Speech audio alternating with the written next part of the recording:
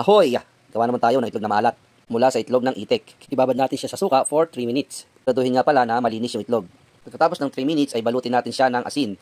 Ilagay sa isang container na walang tubig. Ulit-ulitin nyo lang ang proseso hanggang sa matapos nyo yung ginagawa nyo. Disclaimer po, hindi po ako bihasa sa paggawa ng itlog na maalat. Napanood ko lamang ito sa YouTube at aking ginaya para hindi na rin tayo bumili. Binuro ko nga pala ito noong November 1 hanggang November 14 today. Binalutan ko nga pala ito ng tela at inilagay ko sa madilim na lugar. Harvest Day. Malalaman natin ito ngayon kung ito ba'y walay o habay. Subok muna akong magluto ng 4 na piraso. Palipakuluan lang natin siya ng 40 minutes. Ahoy! Meron naman siyang mantika konti sa gilid. Hindi na masama para sa unang try. Yahoo! Right, tikman natin. Pero meron akong nakikita ng konting mantika. Konting-konti. Siguro papatagan pa natin. Ito na nga food critics natin. Si Nanay. Tanungin natin. Ano masarap ba? Oo! Yummy! Ano masarap? After natin sa pancake.